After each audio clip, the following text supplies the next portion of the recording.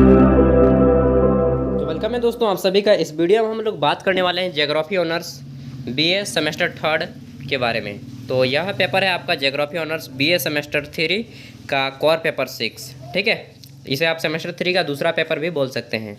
और आपका ज्योग्राफी के अंतर्गत इसमें आपका एग्रीकल्चर ज्योग्राफी होगा पढ़ाई। ठीक है, अब आइए देखते हैं। तो 17 से 20 के सेशन में पूछा गया पेपर है। फुल मार्क्स 100 होते हैं, जिसमें से आउट ऑफ 60 इसमें बनाने हैं और 40 नंबर आपको प्रैक्टिकल दिया जाता है। विभिन्न यूनिवर्सिटियों में इसका अनुपात भिन्न भिन्न होता है, किसी में 70 तो किसी में 80। ठीक है, अब आइए देखते हैं। समय 3 घंटे होते हैं। किन्हीं 4 प्रश्नों के आंसर देने हैं, जिसमें से क्वेश्चन नंबर 1 कंपलसरी होता है। वो सब जाए इधर जाए उधर जाए, मतलब जो भी दे यार, क्वेश्चन आपको मतलब कि क्वेश्चन क्या आ रहा है, आपका मेन फोकस यही होना चाहिए कि पेपर से हमें क्वेश्चन क्या देखने को मिल रहे हैं। ठीक है, तो आइए देखते हैं क्वेश्चन। पहला है, क्षेत्रफल में भारत का सबसे बड़ा राज्य कौन सा है? तो इसका आंसर हो जाएगा राजस्थान क्षेत्रफल में। और जनसंख्या में पूछे तो आपका उत्तर प्रदेश दीजिएगा। ठीक है, 2 नंबर क्वेश्चन है, मैकमोहन रेखा किन देशों के बीच सीमा रेखा है? तो भारत और चीन के बीच की सीमा रेखा को मैकमोहन कहा जाता है। भारत और पाकिस्तान के बीच की सीमा रेखा को रेड क्लिफ कहा जाता है, इसको याद रखिएगा। सी नंबर है, अरावली पर्वत भारत का सर्वोच्च शिखर है, कहाँ पे स्थित है? तो धौलागिरी, दोदाबेट्टा, गुरु शिखर। अरावली पर्वत का सर्वोच्च शिखर कौन सा है? तो दोदाबेट्टा इसका आंसर हो जाएगा, दोदाबेट्टा। ठीक है, चौथा है आपका, दक्षिण भारत की सबसे लंबी नदी कौन सी है? तो दक्षिण भारत की सबसे लंबी नदी गोदावरी है। इसे वृद्ध गंगा या दक्षिण की गंगा के नाम से भी जाना जाता है। ए नंबर है, भारत में सबसे कम वर्षा वाला स्थान कौन सा है? तो दोस्तों भारत में जो है बीकानेर सबसे कम वर्षा वाला स्थान है, जो कि राजस्थान का एरिया है। बीकानेर, जैसलमेर, ये सब बहुत एकदम कम वर्षा होती है, ना के बराबर। एफ नंबर है, काली मिट्टी किस फसल के लिए मशहूर है? यानी कि ब्लैक सॉइल फेमस है किसके लिए? तो black soil is famous for which crops? इनका आंसर हो जाएगा आपका कपास। कपास और ये जो क्या बोलते हैं आप लोग, मूंगफली, इसके उत्पादन के लिए काली मिट्टी मशहूर है। चाय के लिए लेटराइट मृदा चाहिए, चावल के लिए कैसी मृदा चाहिए? तो जलोढ़ मृदा चाहिए। हो गया। नेक्स्ट देखते हैं जी नंबर, भारत के किस राज्य में चंदन वृक्ष सर्वाधिक पाए जाते हैं? In which state sandal tree is found? तो सैंडल ट्री कहाँ फाउंड किया जाता है यार? बिहार में, झारखंड में, असम में या कर्नाटक में? तो इसका आंसर मुझे तो नहीं मालूम है, 1 मिनट यार। इसका आंसर ना दोस्तों आप लोग कर्नाटक दे दीजिए, क्योंकि असम में तो चाय पाया जाता है, झारखंड में और बिहार में सराय पाया जाता है, जिसे आप लोग सखवा या साल के नाम से जानते हैं। तो कर्नाटक ही इसका आंसर हो जाएगा। ठीक है, एंड कर्नाटक सभी राज्यों की राजधानी को भी याद कर लीजिएगा। एंड कौन सा राज्य किस फसल में अग्रणी उत्पादक है उसको भी याद कर लीजिएगा।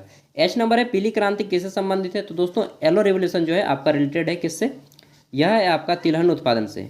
तिलहन उत्पादन से संबंधित है सभी या क्रांति जितने भी हैं, लाल क्रांति, भूरी क्रांति, हरित क्रांति, जितने भी हैं, श्वेत क्रांति, इन सभी को याद कर लीजिएगा। आई नंबर है, भारत का कौन सा शहर मैनचेस्टर के नाम से जाना जाता है? तो देखिए मुख्य रूप से इसका मतलब क्या हुआ, which city India is known by the name of Manchester. Manchester दोस्तों इंग्लैंड का एक बड़ा शहर है, जहाँ पे क्या बोलते हैं उसको, मतलब कपड़ा वगैरह का उत्पादन किया जाता है यार। तो भारत में जो है उसी दर्जा अहमदाबाद को दिया गया है, जो कि गुजरात का एक बड़ा ही शहर है। अहमदाबाद आप लोगों को मालूम हो गया, मोटेरा स्टेडियम भी बना है यार अहमदाबाद में, गुजरात में। जे नंबर है, भारत का सबसे लंबा राष्ट्रीय राजमार्ग कौन सा है? The longest national highway of India. तो दोस्तों राष्ट्रीय राजमार्ग 7 या 47 होना चाहिए। यहाँ पे 7 दिया है, लेकिन अब इसका नाम बदल के 47 कर दिया गया है, राष्ट्रीय राजमार्ग 47। इसका आंसर तो 7 हो जाएगा, अगर 7 दे तो ठीक, नहीं तो 47। ठीक है, अब यहाँ पे शुरू होते हैं बड़े, और यहाँ पे बोला जा रहा है कि निम्नलिखित पर संक्षिप्त टिप्पणी लिखें। पहला, हिमालय पर्वत का महत्व बताना है। Importance of Himalaya mountain. पवन ऊर्जा का महत्व बताना है। Wind energy. पतझड़ वन।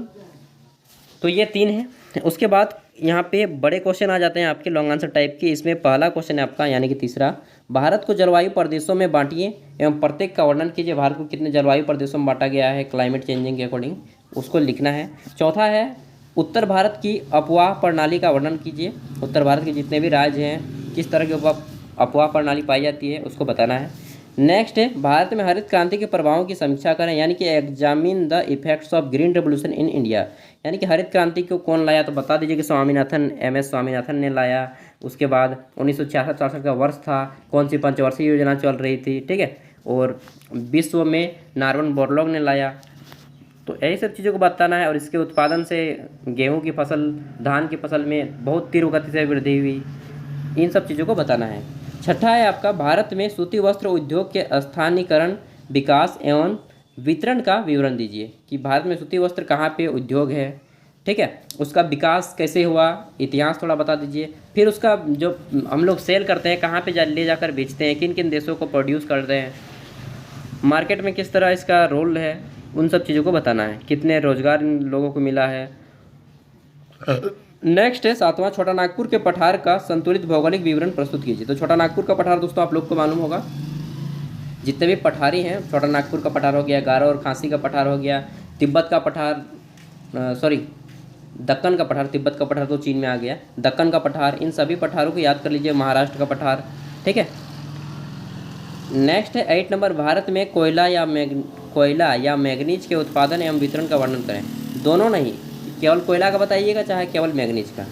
तो बता दीजिए कोयला के बारे में, ज़्यादा अच्छा रहेगा। झारखंड में सबसे ज़्यादा कोयले की उत्पादन की जाती है, उसके बाद छत्तीसगढ़ और क्या बोलते हैं पश्चिम बंगाल, फिर आपका मध्य प्रदेश। एंड कोयला का कार्बन प्रतिरूप होता है, इन सब चीज़ों को बताना है। कोयले के 4 प्रकार होते हैं, एंथ्रासाइट, लिग्नाइट, बिटुमिनस, पीट। किसमें ज़्यादा कार्बन की मात्रा होती है, किसमें कम कार्बन की मात्रा होती है, तो इस टाइप से बताना है। तो ये था आपका रिसोर्सेस भी आप लोग बोल सकते हैं। तो ज्योग्राफी का क्वेश्चन पेपर ये था दोस्तों। आई होप कि अब आपको एग्जाम का एक मोटा मोटा अनुमान हो गया होगा कि यार मेरा एग्जाम में क्वेश्चन इस टाइप के आने वाले हैं एंड मुझे इसका आंसर इस टाइप से देना है। इसके बाद अगर आप क्वेश्चन पेपर 7, 8, 9 कुछ भी देखना चाहते हैं तो आप हमारे चैनल पे जाइए अंदर में एंड ज्ञान सागर और सब्सक्राइब कर लीजिए, क्योंकि सेमेस्टर 4, 5, 6 सैक पेपर हो चाहे जीई का पेपर हो, कुछ भी हो दोस्तों, आपको क्वेश्चन पेपर अवेलेबल कराया जाता है। तो सब्सक्राइब कर लें, बहुत ही ज़्यादा हेल्पफुल रहेंगे। एंड आपका दोस्त कोई कर रहा हो BA, BCom, BSc कुछ भी, तो उन तक भी वीडियो को शेयर कीजिएगा, क्योंकि सभी क्वेश्चन पेपर इस चैनल पे स्पेशली अपलोडेड किए जाते हैं। And thank you, best of luck. आपने मेरे साथ इतना समय दिया। कुछ भी डाउट हो तो कमेंट करके पूछ लीजिएगा। कमेंट में सर नहीं दोस्त बोलिएगा यार, क्योंकि मैं आपको दोस्त यार बोलता हूँ, आप भी मुझे दोस्त बोलना, ठीक है। Thank you. एंड एक भी एग्जाम में क्वेश्चन मत छोड़ना। Thank you.